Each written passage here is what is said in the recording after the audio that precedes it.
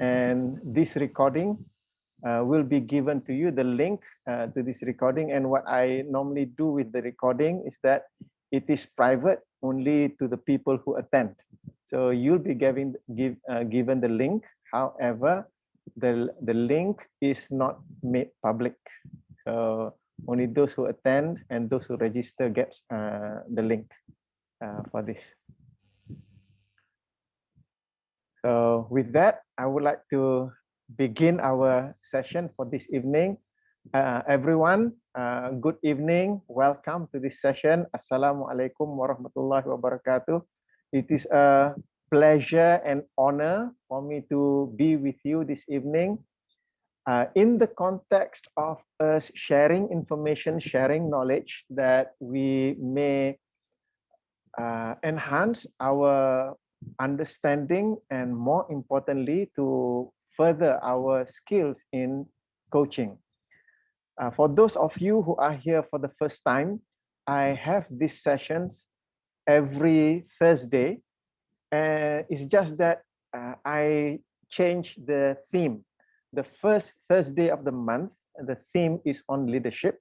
The second Thursday of the month, the theme is on, the first Thursday of the month, the theme is neurosemantics.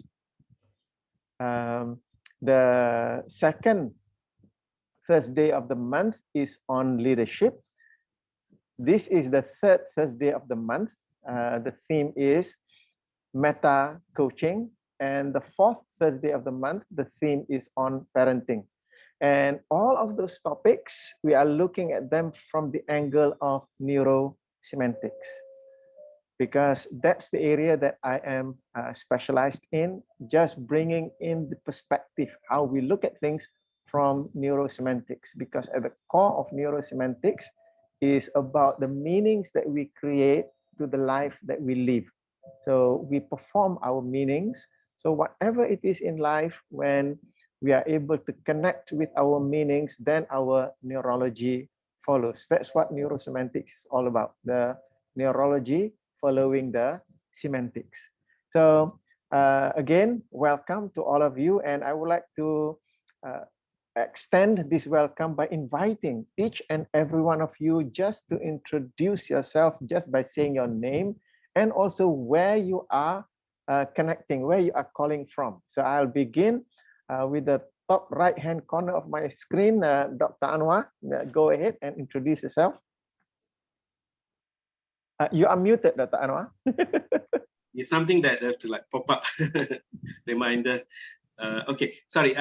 My name is Assalamualaikum. Good evening. Selamat Hari Raya. Those who are still in the Hari Raya mood. I'm Khairul Anwar. I live in Shah Alam. I'm a lecturer, trainer, learning to become a coach. Thank you. Thank you, Dr. Anwar. And over to you, Meg. Hi, good evening, everyone. I'm Mᴇᴛ. You can call me Meg. I'm from PJ. I teach law at the Faculty of Law, University Malaya. Yeah, so it's a pleasure to meet all of you. Thank you. Thank you, Meg. And over to you, Dr. Shakir.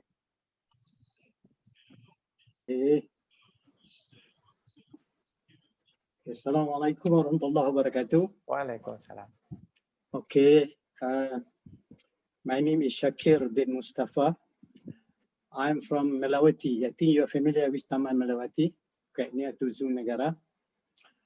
Okay, I was a trainer. I'm also now a trainer. I'm a coach. I'm doing also coaching certification. And I'm so like you, I'm still learning. I need to understand more. Thank you for the invitation. Thank you, Dr. Shakir. And over to you, Danielle. Hi, good evening, everyone. My name is Danielle. I'm calling from Petaling Jaya. Thank you. Thank you, Danielle. And Sarah, go ahead. Hi, everyone. My name is Sarah Ong. I'm calling from Subang Jaya, and I'm really interested in the neurosemantics of coaching. So that's why I'm here. Thanks for having me. Thank you, Sarah. And next, Sakina. Hi everyone, my name is Sakina. I'm from Bandar Baru Bangi. I'm from Bandar Baru Bangi, and right now I'm working with Mᴇᴛᴜ, a change management consulting firm. Nice to meet everyone. Thank you, Sakina. And Guat-Ching, you're next. Hello, hi, I'm Guat-Ching, calling from PJ. Thank you, Guat-Ching. Next, Emmeline, go ahead. Hi everyone, my name is Emmeline. I am working, actually same company with Sakina from Mᴇᴛᴜ, and I think another of my colleagues is also here today, Pui-K. My work focuses on talent development consultancy, and I'm calling from Puncak Alam. Oh. Also, I have a confession to make. I hope through this session, I will be able to find out what is neurosemantics. Yeah. Okay. Right, that's all. Thank you. Thank you. Thank you, Emmeline. And Pui-K, go ahead. Hi, I'm Pui-K, calling from Cheras. So just like Emmeline and Sakina, I'm from Mᴇᴛᴜ. I'm a change management practitioner. Wow. Thank you very much for introducing yourself. Again, welcome to this session. And thank you, Emmeline, for mentioning that. Asking about neurosemantics. So probably I'll just give a brief introduction regarding that, because basically what we are going to cover this evening is on meta coaching, and it is a niche subject. So if at any time I use some language that you may not be familiar with, please ask me. And because I know that the topic that we are discussing is niche in the context of coaching. It's just that I open it for the public, and not everyone may be aware about it. So thank you again, Emmeline, for asking that. Neurosemantics, I would say it would be the most advanced development of NLP, neuro-linguistic programming. The focus in neurosemantics is about learning the structure of human behavior and applying to self. So the focus is about how can I actualize my best self. So when we talk about actualizing the best self, we talk about the two axes in human performing, human living. One is the axis of meaning. Meaning, that's where the word semantics come from. Semantics is meaning. That we human beings, we put meaning to things, to what happened out there.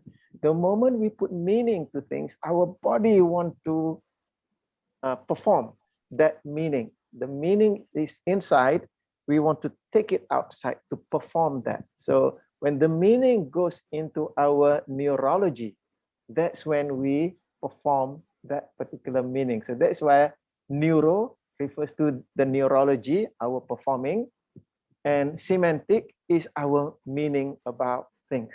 Yeah? For example, if I were to have this meaning that Dr. Anwar, and I'm deliberately using him as a target over here because I know that he can take a joke. If I have the meaning that Dr. Anwar is a terrorist, my neurology, my body will be driven to run away from him. So our behavior is dependent on our meaning. And similarly, if I have the meaning that Guat-Ching is a very kind person, so based upon that meaning, I want to make friends with Guat-Ching. So that's basically at the core of neurosemantics. Now, the beauty for me when I look at neurosemantics is that we go to the lowest, the smallest element that we can control, and that's where we take charge of our lives. And through neurosemantics, we discover that we have only 4 locus of control. These are the 4 things that we can take charge of. Our thinking, our feeling, these are our internal controls, and then our saying and our doing. What we say and what we do. What we say and what we do is influenced by our thinking and feeling. So when I have exquisite control over my thinking and feeling, that's when I'm able to take full control of my saying and doing. So that's why in neurosemantics, we go into how we can take exquisite control about our thinking and feeling. I mean, have you ever had the situation where your thinking just runs away from you? I had that situation a couple of years ago because I was climbing Mount Kinabalu. When I reached Laban Rata, I was hit by hypothermia, and my thoughts, my thinking just ran away almost by itself because I was in a delirious state. So it started to go in ways of thinking that caused me to feel more and more depressed until I cut that short, to be able to the word is just to interrupt that undesired thinking and going into the self-coaching conversation to be able to make decisions that are much safer for me. So that's what we focus on in neurosemantics, to look at the locus of control, because that's where we can take charge of. As human beings, those are the only things that we can control: our thinking, feeling, and our saying, doing. Outside of that, other things come into play. So we may not be in full control. So I typically give the analogy of driving a car, and I suspect that most of you can drive a car. It's just that driving a car, even though how sophisticated the car is, it can be as expensive as a Bentley with all the bells and whistles in it, or it can be as basic as my Ford Ranger out there. It can be as basic as that. However, how you control it boils down to only how many is that? You have the steering wheel, you have the accelerator pedal, you have the brakes, and you have the gears. With those four things, you can control the car exquisitely.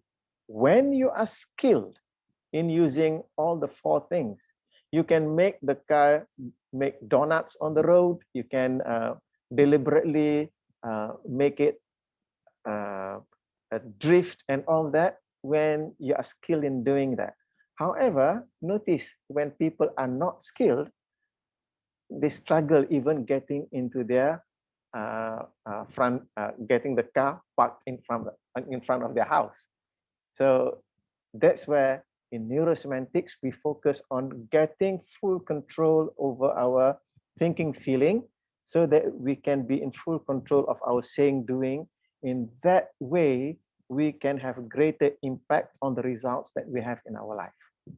So that's the brief of it. I hope that helps us to get to bring it to grounding about what we'll be discussing, because coaching is I would consider is a specialized skill in the context of human interaction. We human beings, we interact and connect with one another, so that brings us into the skill of communicating and relating. And in communicating and relating, another set of skill that helps us to help others is the skill of coaching. So it is a more specialized skill inside that.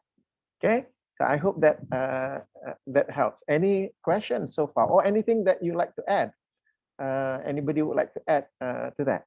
Go ahead. Let's just pause there for a moment for me to welcome Chek Siu to this session. Hi, Chek Siu, you are there?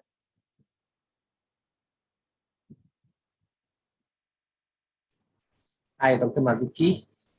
My internet here is not that smooth, yeah? Okay, yeah. I'm changing line. Just appreciate your being here. Thank you for being here. So Emmeline, was that useful for you? Thank you. Yes, it was. Thank you. Thank you. So I'd like to invite you to this evening's session.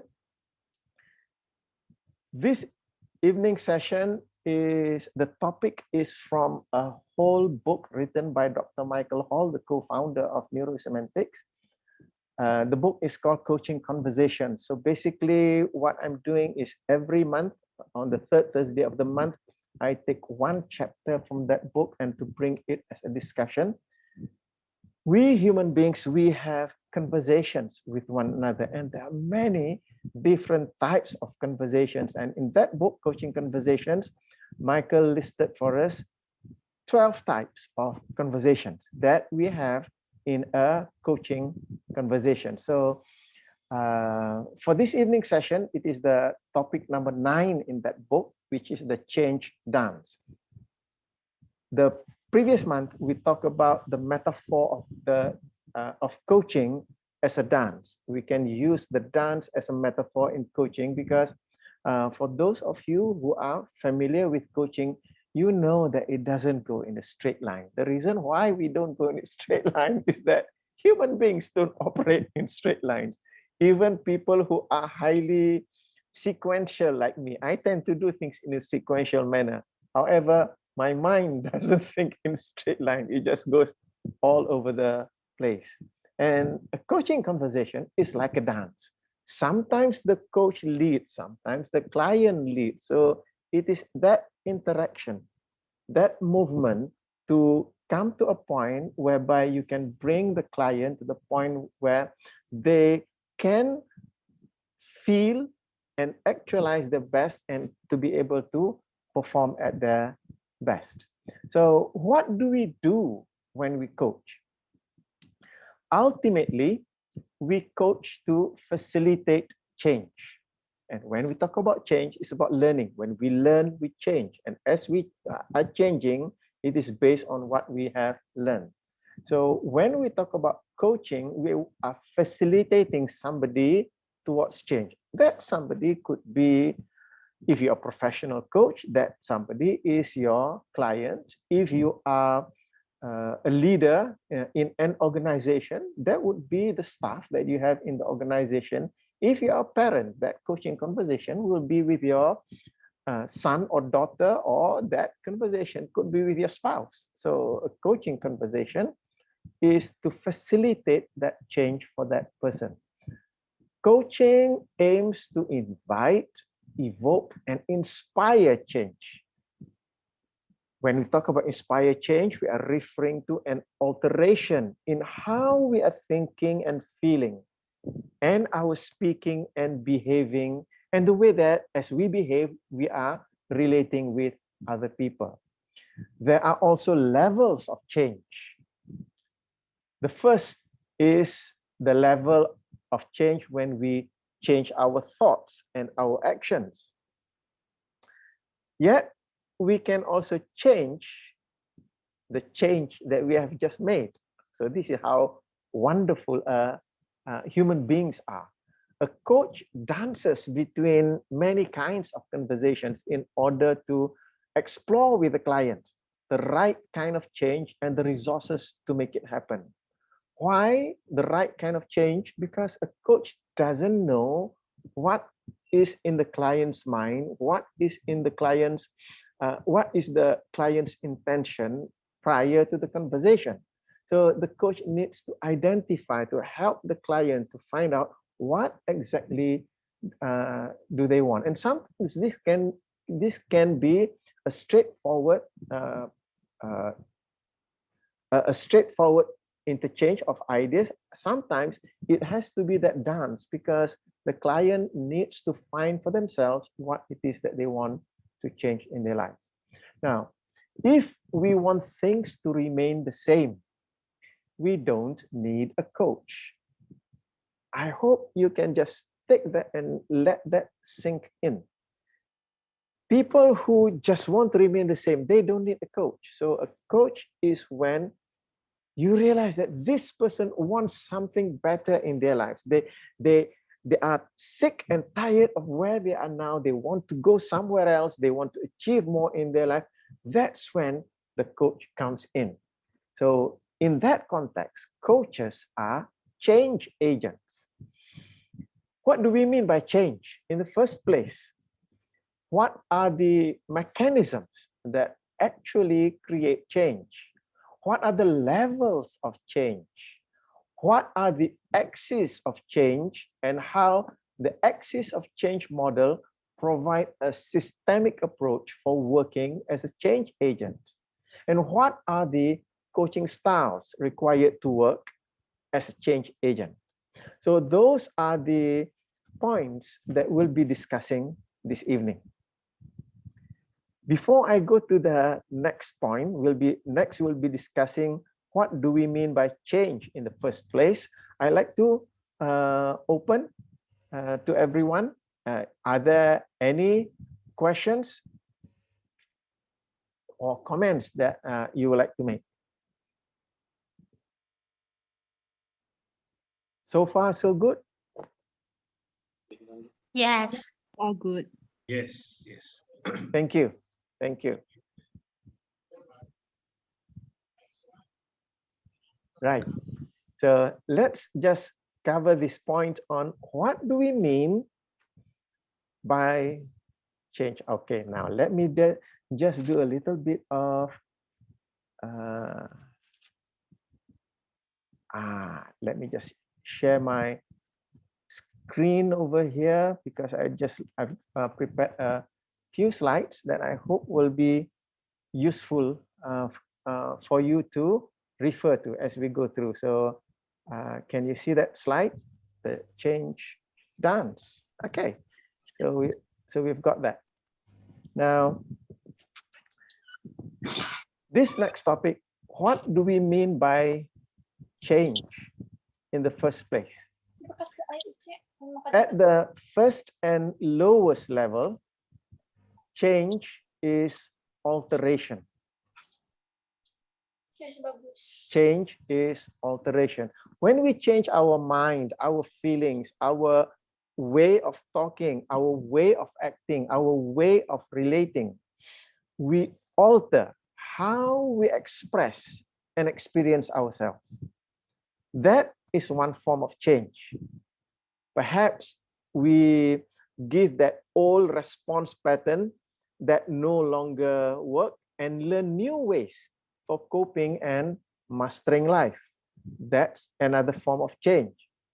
For example, you learn to, a child, maybe at about the age of 2 or 3, notices a stranger coming into the house. The first behavior is to just pull back away from that stranger and keeps doing that. After some time, as the child grows, begin to know that, oh, there are strangers who are kind to them, who speak nicely, and there are many different types of strangers, and noticing some of them begins to build some confidence in his or herself, to the extent that the child changes the way of greeting a stranger. Instead of pulling him or herself away, now looks at the stranger and say, hi. So that's a form of change. Now, when it involves our identity and self-developing, so when the change involves our identity and self-developing, that is what we call developmental change. When change involves altering our very sense of reality, that is what we call transformational change or metamorphosis. Change can be disruption, alteration, even a transformation. We can change the way we think and feel, the way we talk and act. We can change how we relate, love, and contribute. So what is change? Because we are never the same, but always growing and developing, change is life, isn't it? To be alive is to change. Every moment we breathe in and out, we change. And there is something that I would like to invite you to be noticing, because we may come into the situation, we notice some people are so afraid of change. So that's why I bring that up first, that change is to be alive. As human beings, as we are living, we are changing. The reason why some people are afraid of the word change, because they have put layers of semantics, layers of meaning that are unresourceful to them. Change is part of life. Change is also learning. Whenever we learn, we change. So that is also another criteria to know whether we have learned something or not. Have we changed as part of it? Okay, so let me pause over there. Anyone has any question? I noticed there's a question from Sarah there. Is the change in neurosemantics same as subconscious reprogramming? I would say that's part of it. The moment we change part of our reprogramming, that in itself is a change. And when we change part of what has been programmed in ourselves, that comes out to be a change in our behavior. In order for that change to happen, we are thinking, feeling in ways that are different. So all of that is change, right? So I'd like to welcome Fatiha, who's just joined us. Thank you for being here. Thank you. Anyone has any comments or questions? So Sarah, is that okay with you? Yeah. Thank you. Now,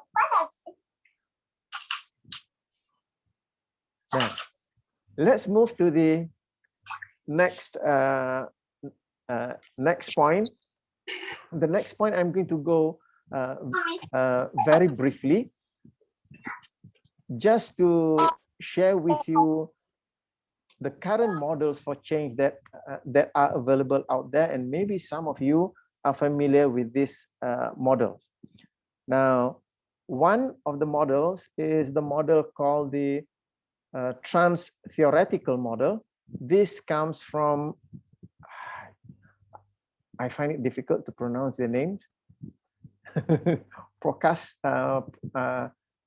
Dr. Shakir, if you are familiar with the names, can you help me to pronounce it?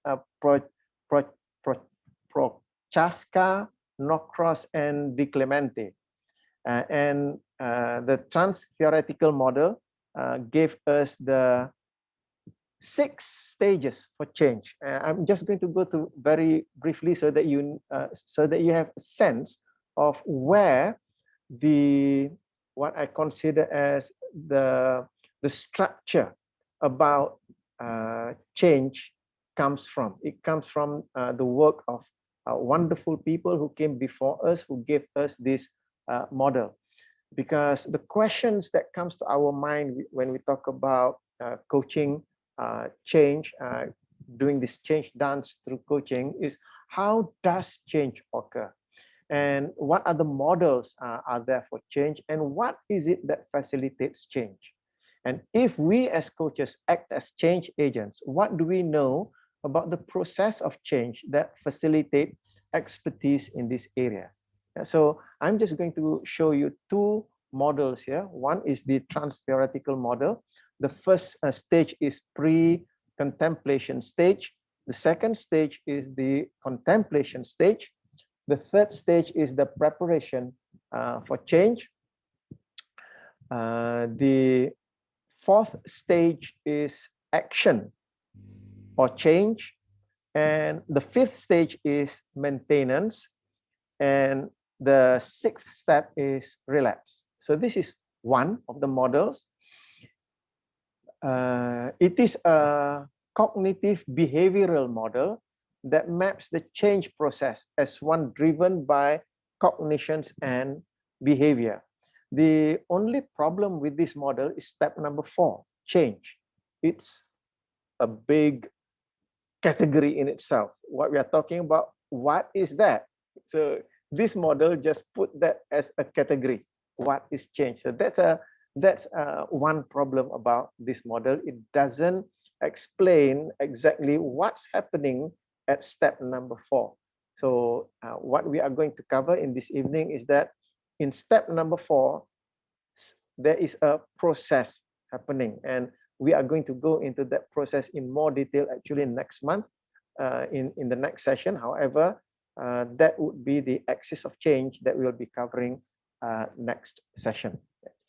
Now, the next model is the resolve model by Bolstad. In the resolve model, we have R for, okay, just checking. R is resourceful state. Then E to establish rapport. So this resolve model gives us the process of what the coach needs to do, in the coaching conversation to facilitate change with a person. S is specify outcome. Then O is for to open the client's model, the client's model of the world. L is for lead to change. So what is happening that you lead the person to change. V is for verify the change, and E is for the ecology check. So this is the resolve model by Bolstad. It focuses on the actual steps that lead to a successful change when working with a client as a person moves from present state to desired state. So this is another model that when I say, because I mentioned to you about the meta coaching model for change, the meta coaching model is built upon all of the models that came before. So that is why I just want to give you an opportunity to understand what's behind it, because it comes from the people who have done the research before. They have applied it in ways that are useful, and what we are doing is that we are taking in the best practices. So that's why I'm showing to you the two models, the current models for change, the Transtheoretical Model and also the resolve model. Yeah, so in this evening session, we'll be just covering on the topic of the change dance. As we dance, creating that change. The next topic that we'll be having, that will be next month, we'll be going into the model that I'm using, which is the meta coaching model, which uses the axis of change model for the coaching conversation. Okay, so let me just pause there. If there are any comments that you would like to make or questions, just go ahead.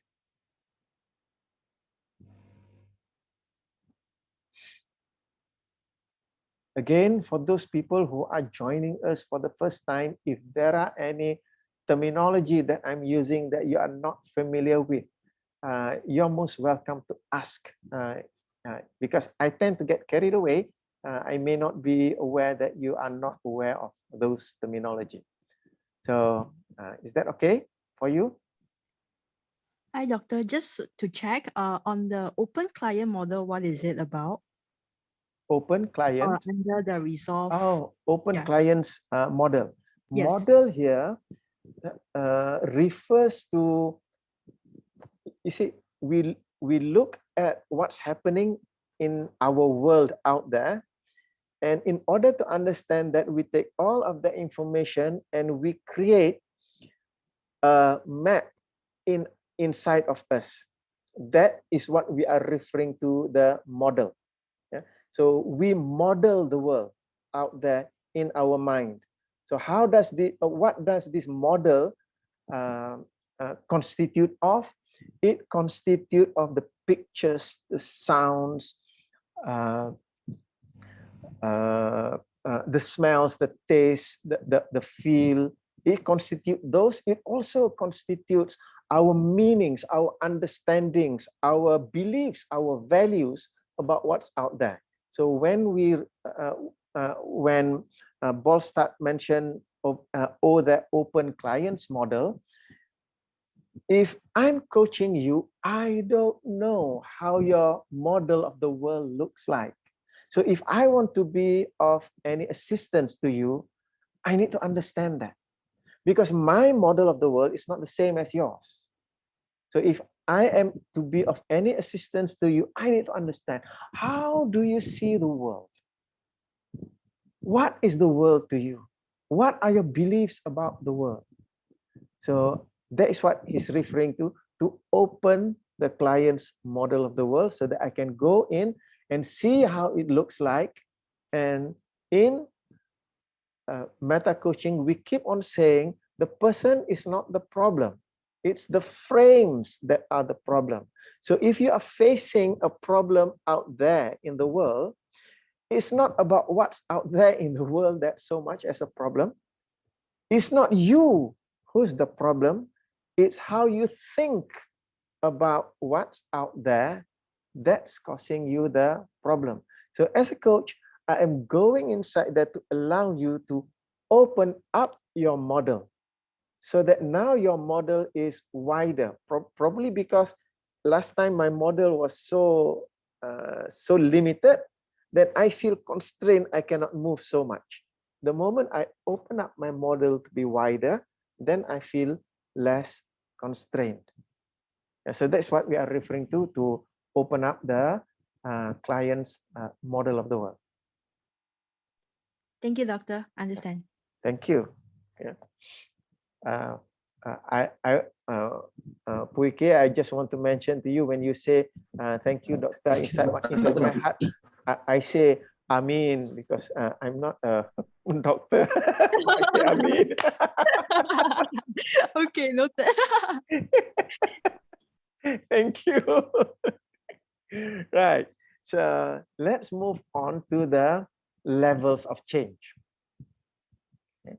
So we mentioned to you earlier, I mentioned to you earlier about change. There are many different levels. So now going to that in specific detail. So are there levels of change? Right. So I'm just sharing my screen again. We can change a behavior. Talking about levels of change. A way of acting, we can change the thinking, feeling state that drives our behavior. So that's one level of change. We can change our mind-body state. So that's one aspect of change. We can even change the process of change. So now we are going a little bit above that. So we do something, the process whereby we change. We can also change the process of change in itself. The change describes a process. It is not a thing. So a verb more accurately maps change. So change is not a noun, it is a verb. The term change, it can have many different meanings at different levels, and we can use that word on itself. So that's why I mentioned to you, we can change the process of change. So this is equally important. Now, when we talk about change and learning, it comes together, because the moment you learn, you change. I want you to wrap that around your head for a moment, because that is significant to me. If you so-called read something or listen to what people say, and you get new information, however, with that new information, no change happens. It implies that you are not learning. The moment we learn something new, we change. At least we are changing inside here, right? So Gregory Bateson, he mapped out the levels of learning or change. So to a certain extent, learning doesn't exactly mean change. However, in this context, it is almost synonymous, right? So Gregory Bateson, he mapped out the levels of change or learning. At one level is zero learning, no change. Things that we do habitually every day. Every morning, have a cup of coffee, no change. I'm laughing because those of you who know me, I'm a coffee lover. And I can laugh at that because during the Ramadan, I proved to myself that I'm a coffee lover, not a coffee addict, because I can stop drinking coffee. Okay, so that's zero learning, no change. Next level, level 1, according to Bateson, is when we begin to expand our behaviors. So we are behaving in this way, making coffee in this way, then I begin to expand it. Yeah, now I make coffee in other ways. One is espresso, the other is the French toast, and then expand it to the Vietnam style. So that's just expanded behavior. However, the same thing, making coffee, different ways of doing that. So that's at level 1, learning. Next, at level 2, we begin to have new behaviors to it. So instead of that particular behavior, now I am bringing it to other behaviors. For example, not just from making coffee, bringing it into making tea, into making Milo. So that's still in the context. So moving away from just coffee now into different ways of different types of drinks. Now I'm moving at a slightly higher level. So now I have new behaviors. Next level, level 3, is having new identity and beliefs about self. Yeah. So a person may at one time have the belief that if I were to use the example whereby a person helps, let's say a child helps the mother to take care of chores in the house. I'll give this example of those of you are familiar with me, you know Grasshopper, right?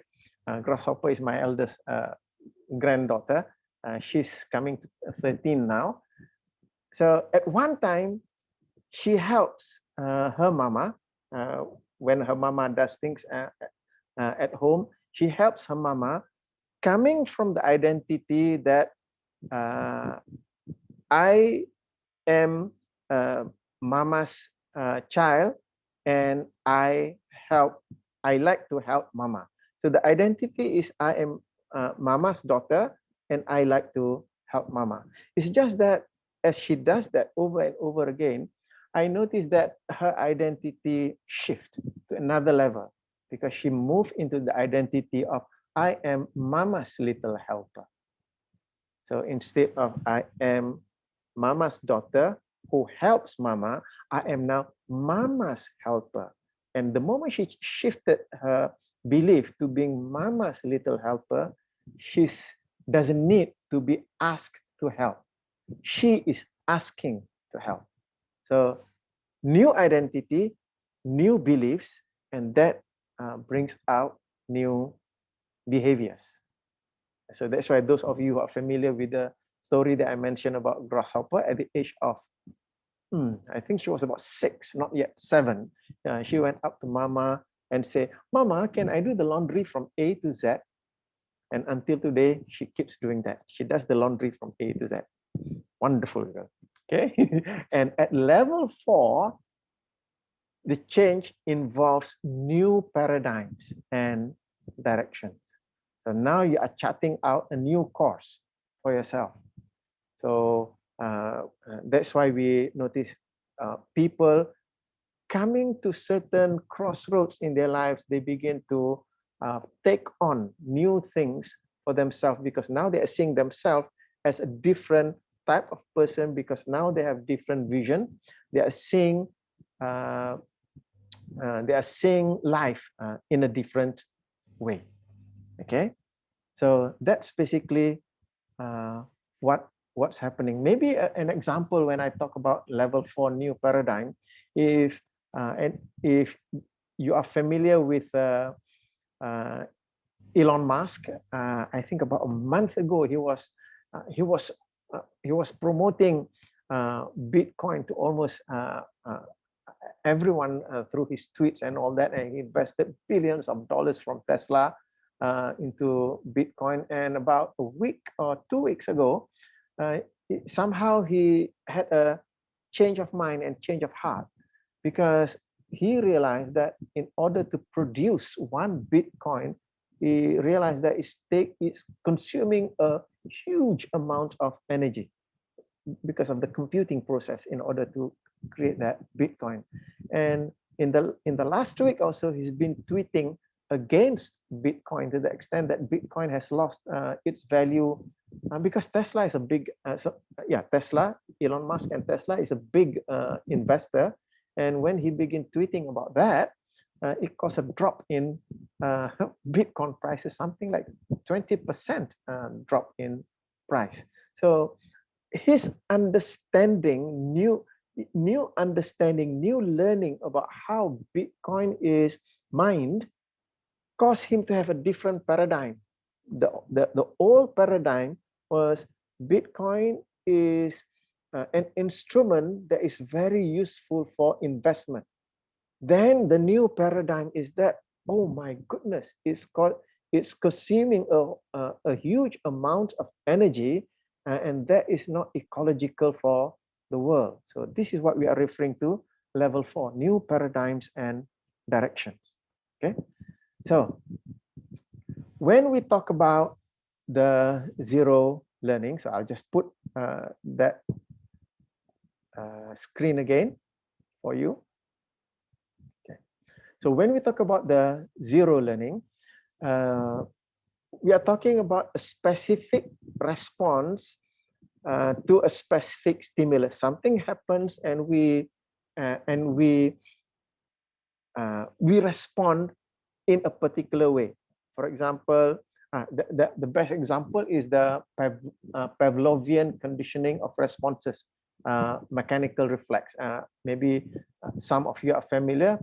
Pavlov, he conditioned a dog to salivate when he rings a bell. So that is the conditioning of responses. And some people, they respond in that particular way. When something happens, they behave in a particular way. So that is at zero learning. So learning is habitual, is this program for us for a singular purpose. At level 2, so now you have changed from zero learning, going to level 1, not level 2. You begin to correct errors. So you have behaved in a certain way, you notice the error, then you begin correcting those errors. And now you begin to expand the range of responses. So if last time A happens, you react with a behavior B, one kind of behavior. Now you learn to, oh, I not only behave B, I can also do C, I can also do D. So now you have a range of behaviors to meet that response. Little children, they are very good at that. Initially, maybe ask mama for sweet, mama say no, and the child cries. And notice that, oh, when I cry, mama gives me sweet. So every time ask for sweet, mama doesn't give sweet, the child cries, gets the sweet. And then after some time, mama notice, okay, now he knows how I'm going to behave. So next time, ask for sweet, mama doesn't give the sweet, she cries. And then when she cries, notices that, oh, mama doesn't give sweet. Now at level 1, now begin to look for other behaviors. Maybe if I pujuk my mama, maybe if I act in a cute way, So now you are going to go into different responses. So that's at level 1. At level 2, new behaviors, you begin to have corrective change and also discontinuous change. Change that you can do in one way, and then because now you learn how learning works, and then you can also change the sequence of a strategy. So this is at level 2, and this is also, if I were to give the example of little children, they are also very good at this, because little children are the best of modelers. They can model you, and they can look at how you behave according to responses, and they will behave in ways that are, I would say, if I were to use, in ways that will help them to get to their goals faster. So as you change, they also begin to change. So that's at level 2. At level 3, moving to the next level, now it is what we call evolutionary change, because we are talking about new identity and belief. So now we are talking about change about the self system, self-identity, self-belief. And the moment you change your self-identity and self-belief, that learning, it changes direction. Because since now you have different belief about yourself, you notice that you don't need to do this. You can do other things as well. You can begin to move in different directions in your life. So that's why, for example, if you were to take into in the context of, let's say, in the context of work, in the context of career, people go through one career, and after some time, they realize that that's not what fulfills them anymore, because now their self-identity has changed. It is something else. So this is happening at level 3. When the change occurs at the identity and beliefs, it shifts the direction, trajectory of that person's life. At level 4, you begin to learn new and unprecedented things that creates revolutionary change. So that change is, and people tend to equate that to, what's the word that people use? When people turn, typically when people turn 40, that's the level of maturity for many people. They reach a certain level of maturity. So that's when they begin to have more and more change into their life. So these are the different levels of change or learning. Okay, so any questions or comments?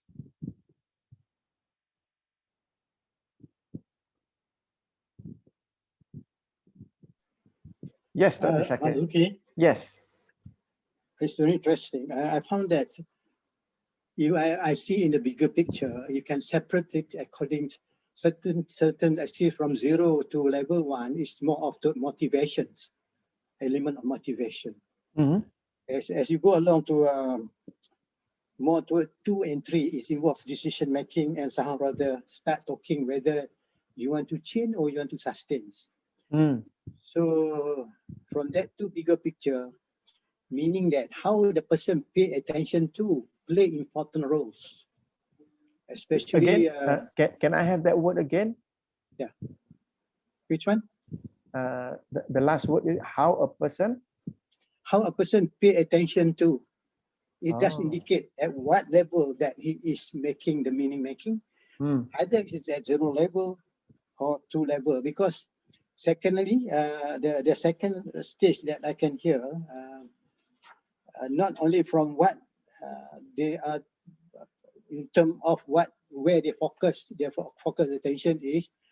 Secondly is what is their inner frames, the inner frame that sometimes they are being hooked to those frames, and sometimes they cannot leave that frames. So that's why to move from 0 to 1, and it is more of toward performance coaching. Yes.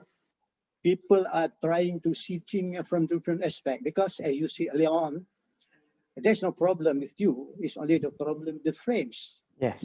So when we talk of frames, there are a few elements that affect teams, the frames. For example, Is it okay if I share with you? Go ahead, go ahead. I'm listening very intensely. I love this. Okay, because when a person having a change in the context, the way he sees things has changed. When a person improves the relationship between one person to another, it also involves change. And that one help the combination of the context that he's facing and the relationship that he has can improve the process or doing things slightly different. Yeah. So all those elements that you can say that just now I can categorize it in that way. And very interesting enough, because Batson giving 4 levels and axis of change is a kind of very, when you give meaning, when you say something, you are giving meaning.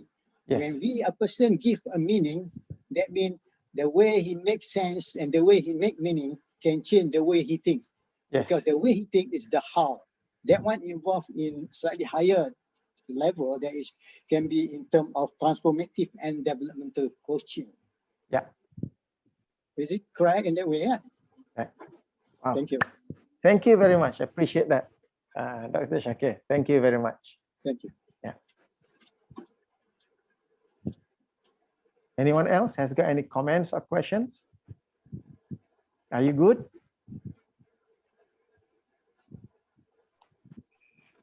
Yes, Emmeline. Oh, I just want to say that I thought this is very interesting to actually the examples that you give really helped me to understand it, because when I first saw it I was a bit confused. I don't know what is like this new paradigm thing referring to, but I find your examples quite helpful in helping me to understand that.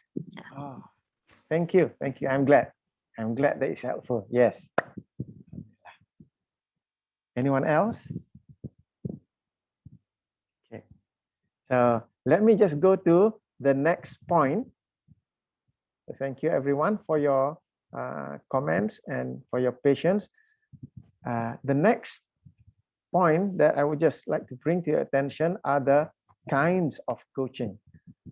And this is also something that Dr. Shakir just now has alluded to, the kinds of coaching. There are 3 kinds of coaching, and we can see that the different kinds of coaching relates to the different levels. So at level 0 and level 1, that 0 learning and level 1, that is what we call performance coaching, what Dr. Shakir mentioned just now. Performance coaching, we are coaching people to change the way that they behave. That is performance. Yeah. So coaching to the client's behavior and skills. So in performance coaching, we are concerned with the outer game of the actions and activities. It could be, I was about to give the example of, okay, let me give the example of a child learning how to tie the shoelaces. The moment I thought of the example, obsolete already now. Children don't wear shoes with laces anymore. They wear with Velcro. So, but let me use that as an example, right? So what we are coaching the child is at level, it's basically at level 1. Yeah? The child doesn't know how to tie the shoelace. So what we are doing is that we are teaching the child to learn to tie the lace in the right way. So this is what we are referring to, concerned with the outer game of action and activity. It could be a shop floor worker in a factory faced with a machine that he's not familiar with. So the team leader comes and teaches the shop floor worker on how to run that particular machine. So this is performance coaching at level 1. We are refining and honing the client's skill. It could be a colleague in the workplace who's not familiar with Microsoft Excel.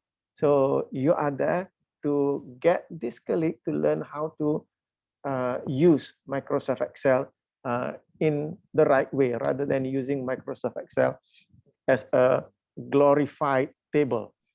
Yeah, I've come across people using Microsoft Excel as a glorified table. Okay. So that is refining the skills. So that is what we refer to as performance coaching. Now moving on to level 2 and level 3, because now we are coaching, as Dr. Shakir mentioned just now, the thoughts, the frames that they have.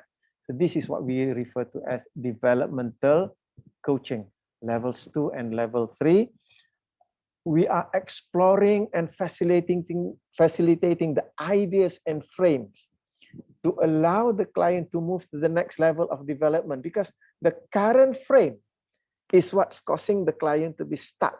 So we want to bring the client to a higher frame. Now they are able to do so much more, to be able to see so much more. Facilitating how we move through the various stages of development as we move through our lifespan. So over here, we work with the higher states of beliefs, values, understandings, and self-identity. So we are facilitating the growth of the client, moving through the psychological stages of the client. We human beings, we go through those psychological stages. So in developmental coaching, we are helping them to move to higher level of the psychological stage. The client learns to step out of the matrix of frames, to step out of it, and to engage in out-of-the-box thinking. So when we are referring to out-of-the-box thinking, we are moving out of the box of our existing thoughts, beliefs, ideas, to move out of that box and to see what's outside that box. The client gets to create and expand new ways of thinking, feeling, speaking, and acting. So this is developmental coaching at levels 2 and 3. Now at level 4 is what we call transformational coaching. In transformational coaching, we focus on exploring and facilitating the complete paradigm shift in the client's thinking, feeling, acting, and relating. We facilitate the paradigm shift in the inner game that revolutionize the client's life in the outer game. The moment we change our inner game referring to how we play the game of our thinking and meaning making, we begin to change that way of thinking and meaning making. It creates different states in us that produces different behaviors in our outer behavior. Every outer game is driven by a certain inner game. So when we want to change the outer game, we want to change the way that we behave out here, we need to change what's inside here. And that is why, if I were to go back to performance coaching, when you coach people only at the performance level, you don't help the person to transform their inner game. So that's why we notice in a lot of situations, people learn new skills, they implement those new skills for a short period, and after that, they go back to behaving in the way that they behaved before. Because the inner game has not been changed. There was no transformation inside to support the new behaviors outside. Transformational coaching can and frequently does turn everything upside down, because it invites the client on an adventure of discovery. They are discovering mainly themselves. They are discovering their beliefs. They are discovering their frames. And now they are realizing, oh, that belief is not useful. Oh, that frame is imprisoning me. So breaking out of the old beliefs and frames, that will create new behaviors for themselves out here. So that is why we call it a revolutionary change, because it changes the person's purpose, meaning, and direction. So these are the 3 different kinds of coaching. Okay, so may I have questions or comments?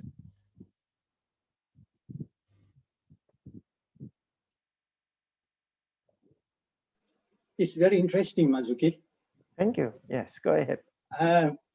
If I were to put it in a layman, see, when a person says certain thing, if we can hear the way they construct their sentences and with the meaning that they uphold, if we are able to cipher, understand, that's why we have clarification question being asked to the client. Because sometimes when they say certain thing, when they want certain thing, they are not in consonant, they are not parallels. So in the practice of coaching, deep listening of what a person is saying with his own meaning making. Now we come back to the basic one. Is he talking at level 0 or level 1? Or is he talking at level 3 or level 4? So the words can be the same, right? The contents being said, that is the content, can be the same. But the structure of the content can be different. So that's why some people at a certain levels, when they speak to us, we tend to understand at our own level of meaning making and not at that person of meaning making. So that's somehow or other. When I met a few coaches who came to me to be retrained, they said, we coach people. They say, okay, this is what they want to do. But when after several times of the meeting, whatever he said he wanted to do is never been carried out. So that's why I'm saying there's a way sometimes when we clarify the objective very clearly and bring down to the lowest level of the meaning making of the client, that is the strongest motivation for him, for the client to take up the action. So by doing that, so they understand how to go about and coaching, because coaching involves change in your meaning making and change in your sense making. Because at a certain level, you need both the combination of meaning making and sense making. If it is meaning making, mean to say it is more on social emotional, I and other people. And sometimes at certain level, they use cognitive, meaning cognitive development, they're using more a logical approach. So at certain level, that what we call the technical coaching, people tend to use a normal question, right? But if you listen to the utterances being spoken out by the client, it's slightly different. So that's where there's a gap. I try to put into a practice when the client cannot perform. That means it is not clearly refined. At what level is this person is talking about? The meaning making that that person is a whole is different. Sometimes the intention and attention, two different things. When person say my intention is a long way to go, but focus attention is currently. So currently what they're doing is not in consonant, it's not in line with the intention. So that's why sometimes after the coaching session, they come back to me, they say, how come this person cannot carry out what he said? So when we check back, the way we say, the way we construct, the way we give meaning, because as you say, coaching, transformation or change can be through destructive change. Yes, some other change, it can be a process of change, process.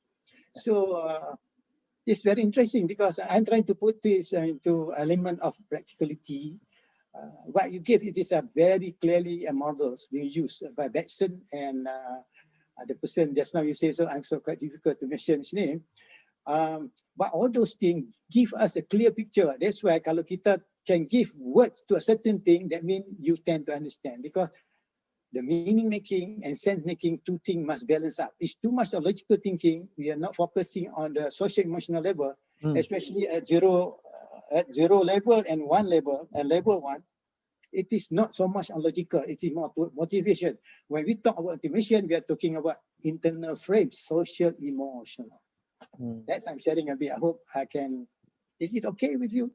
Yes, yes. I appreciate that very much, bringing in greater clarity to it. And I hope, Puiki, you noticed when Dr. Shakir was mentioning that, it also relates to the point that you asked earlier about the opening up the person's model, right? So that is a much more in-depth explanation that Dr. Shakir mentioned.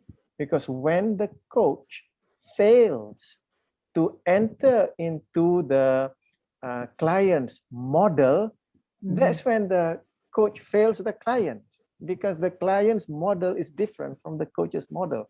So that's why in meta coaching, we say when we go into a coaching situation, we need to go in with a know-nothing state. So I, as a coach, if I'm coaching you, I must clear my screen first, control, alternate, delete first. Because you are unique from me. I don't know. I need to learn about you. Yes. I see. So we say that change, when we want to help people to change, first we need to help ourselves to change first, to adopt to how they think, to actually guide them through that process of change. Could we understand that way? Can I share something? Yes, go ahead, Dr. Shakir. Statement given just now, I like to clarify. Who mentioned just now? Is it Sarah or Puiki? Puiki, yeah. Actually, I'm trying to make it, you see, in coaching, a coach shouldn't interfere into the client's content. So that's why a coach always have this, what we call it, beginner's mind, not knowing and teaching. Right? That is the two most powerful meta, right, that we should have. Because when you start to use your own meaning, so you already disrupt the person meaning making. That means we use our models to influence the client to follow our models. That is not coaching. So coaching means to say, we try to understand about the person, understand about the model of the person. Because as I said earlier, everybody talk the same thing, but the meaning can be different. Because when somebody talking to me, maybe his face is, I give example, when I coach someone, I share with you, I've been coaching nearly about 20,000 hours. When I coach somebody, at first when they were talking to me, the way they describe the whole thing, they're looking at the dapur, at the kitchen. See how they spell, how they say certain thing. But toward the end, their talking is already as if they're facing to the garden. So that means the coach able to understand that, then the coach can be what we can say that we dance in the moment. Then come back to the topic here, how you change the dance.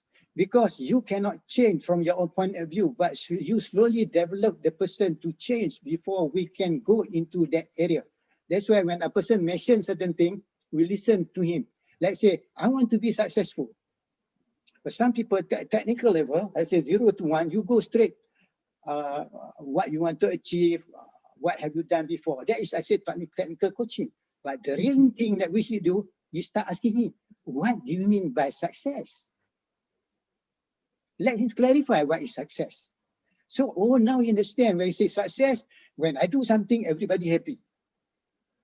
There are 5 meanings. In fact, there are at least minimum 5 meanings of certain word. Which one they mean? So some people say, to me, success, it's okay if people dislike what I do, but as long as I do it within my values. So that's why when I say successful, it's very relative. So what Mazuki gives just now, there are 3 areas. He said in terms of 2 areas, axis of change and a kind of coaching. So as you go along to level developmental coaching and transformative coaching, this is what I'm doing, transformative coaching, because I coach a lot of CEO. It's really boiled down. Actually, what Mazuki is telling us now, we have to improvise, we have to go deep into our own listening skills. There are at least 5 levels of listening skills. So as you go along, according to Steve Sebo, so there are 4 levels. There are 4 levels of meaning making and sense making. Sense making, they're already talking about logic. As you go higher up, everybody are logical thinker.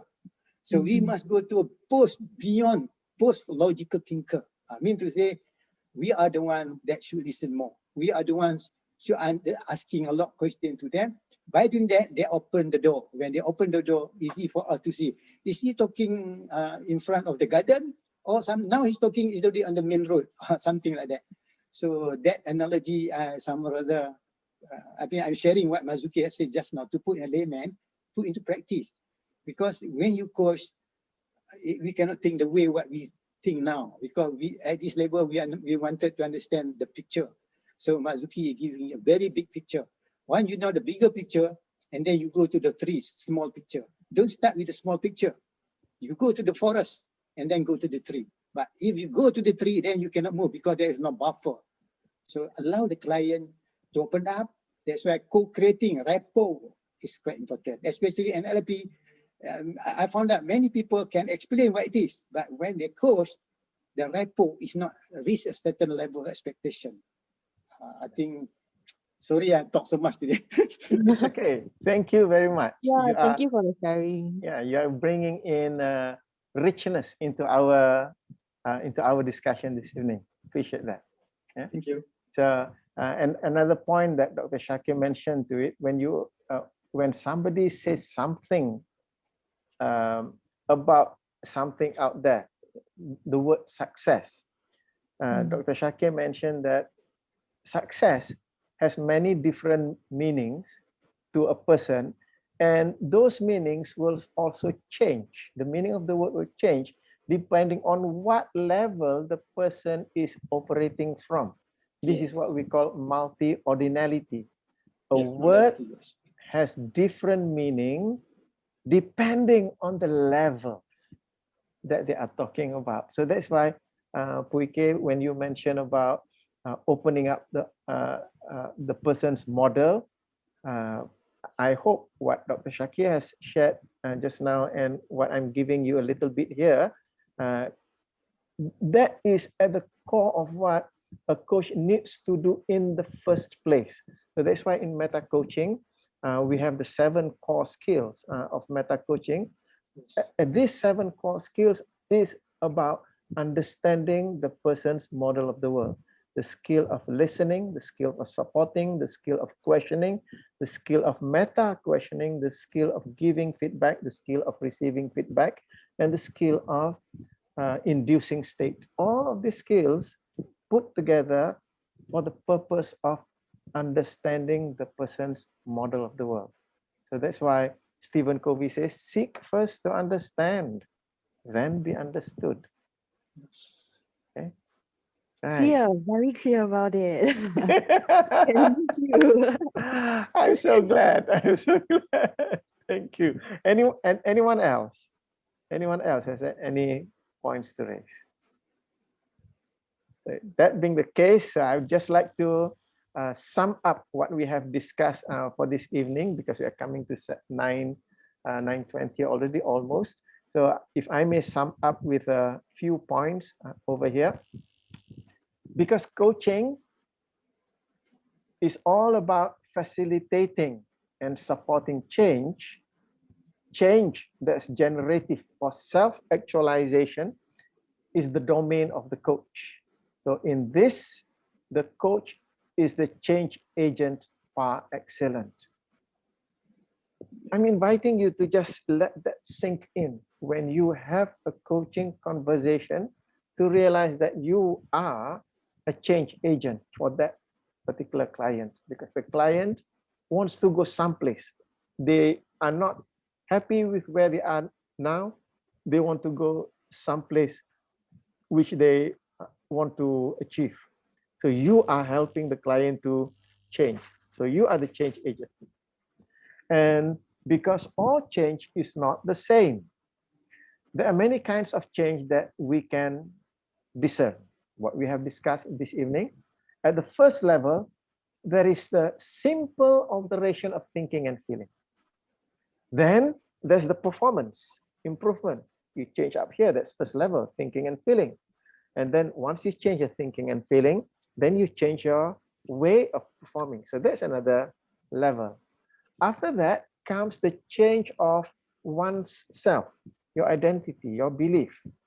And finally, transformational change regarding how we move through the world as governed by our paradigms. Being able to have now new answers to the question of who am I? What am I doing in this world? As we go through our developmental process, every time we change the answer to that, we are transforming ourselves to become a new and different person. There are also numerous models of change.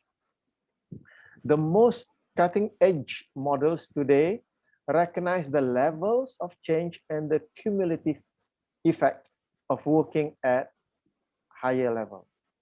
And as what I mentioned earlier in this session, when you are ready for the ultimate self-actualization change model, then I'll introduce the axis of change model. It's a model that integrates the previous change models as it creates a unifying framework. So that will be our topic for next month's meta coaching session. That will be the axis of change. So that's what we'll be discussing for next month. Okay, so that will be what we'll be discussing for this evening. So I would like to invite any questions or comments before we end the session. If it is okay with you, I'd like to go to each and every one of you just to hear final words that you would like to say before we end this session. So I'd like to start off with the top right-hand corner of my screen. Dr. Shakir, is there anything that you'd like to say? I think, sorry, I talked so much today. It is yours, right? Not mine. But I'm trying to put you into reality as you spell out those things, because it is very interesting, because you are talking about change. Excellent. I'm going to talk. Don't come in. Go there. Yeah, thank you. Thank you, Dr. Shakir. Excellent. Okay, thank you. No worries. I really appreciate your input. I respect you as a master developmental coach. So that's why I really value the input that you give. Thank you for inviting me. Thank you. Sorry, the other day I missed the call. I'd love you for you to come again. Yeah. Next, Meg, you've already unmuted your mic, so go ahead, Meg. It was an informative session. Thank you, Mr. Mazuki, and also Dr. Shakir. I think your inputs were valuable. It made me to think more on this topic on change. Right? I'm not into coaching, but it would definitely help me in my teaching, because I deal with undergraduate students, and the way we deal with them, how to change their mindset and things like that. It will be very helpful and informative. Thank you so much. That's all I wanted to say. Thank you, Meg. Going to Puike. Yeah, I had a very fruitful session as well, and able to have a more deeper thoughts into how I can manage my stakeholders later on in our projects as well.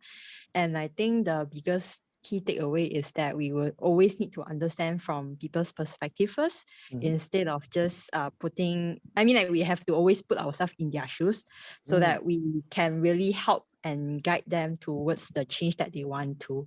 So I really thank Mr. Mazuki and Dr. Shakir for the sharing. Looking forward to the next session. All right. Thank you, Puike. Thank you. Over to you, Sarah.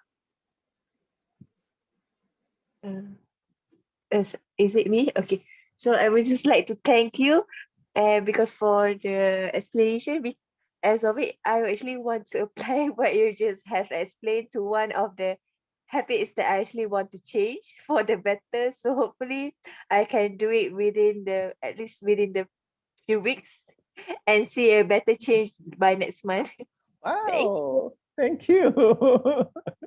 Going to ZL. I'm sorry I did not manage to welcome you in. ZL, go ahead. Hi, Hi, Mr. Mazuki. I'm Zuan Lun. Actually, this is my first time joining your event.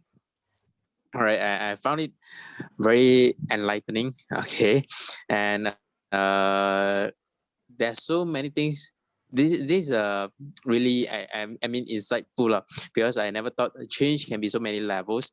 So yeah, I would need some time to digest whatever that I have learned tonight. Okay, by the way, thank you so much for the sharing, Mazuki, and I will be I would love to join you again next time. Thank you. Okay, thank you. Thank you. Dr. Anwar? Okay, I'm muted. Okay, thank you, Mazuki.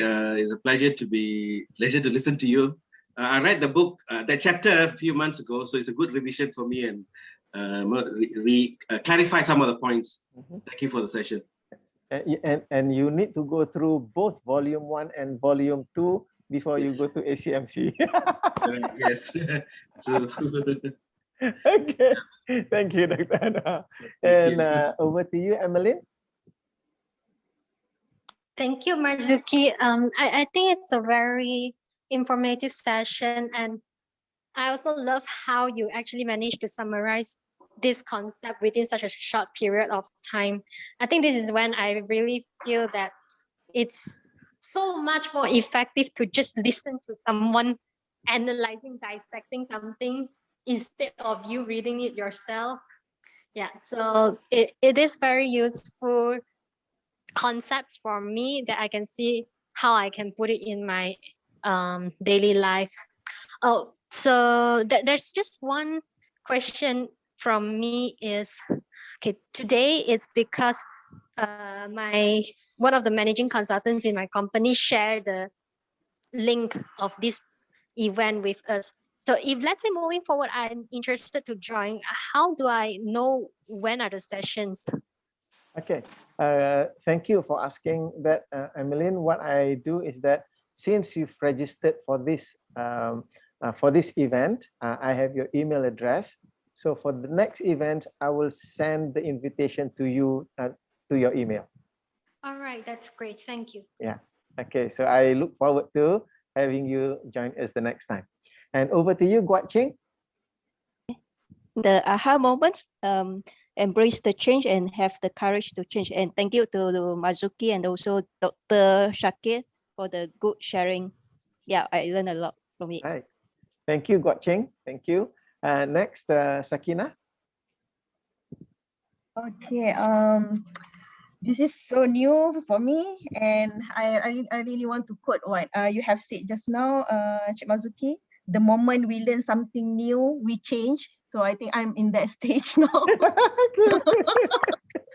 So this is a really good lesson, and everything are put in really good frame, and all are in a good concept. Before this, we just coach, and we don't see the behind or the very theoretical way of putting things. It's really new to me, and I'm glad that I'm attending this session.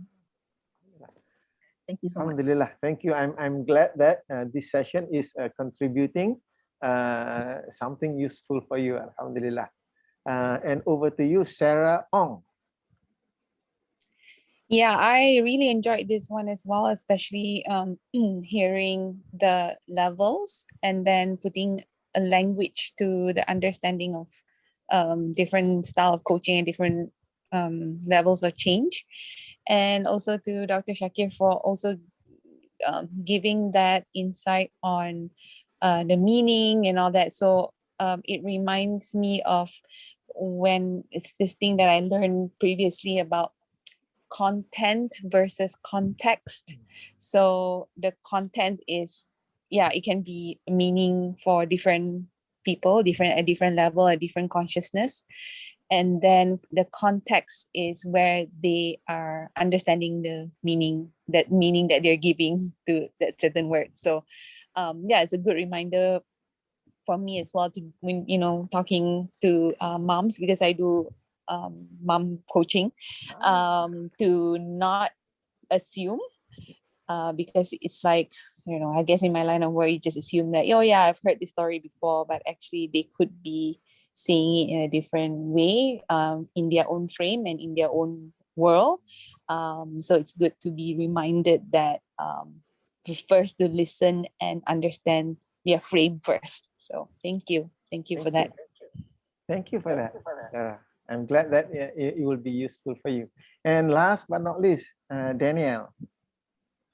Hi, thank you, Mr. Marzuki, for tonight's session. I really enjoyed it very much. And it is also a very good reminder for myself. I think I definitely helped me in my own change process. So thank you very much. Thank you. Thank you. And before we end the session, just as an announcement, what we'll be having next week. Next week we shifting gears. The theme is on parenting. The topic for next week's session is how to raise successful kids. I'll be bringing about 7 items that parents can do practically that will help your children to grow up to become more successful. And as what Dr. Sharkir has also mentioned, success is what you define. So I hope that those of you who are interested in parenting can come and join us for that session. So with that, I would like to again thank every one of you for being here. I really appreciate your being here, and I look forward to seeing you again in the next session. So with that, good night and God bless all of you. Assalamualaikum warahmatullahi wabarakatuh. Waalaikumsalam Thank you. warahmatullahi wabarakatuh. Thank you. Thank you. Thank you so much. Thank you. Good Thank night, you, everyone. everyone. Thank you. Bye. Bye-bye. Thank you.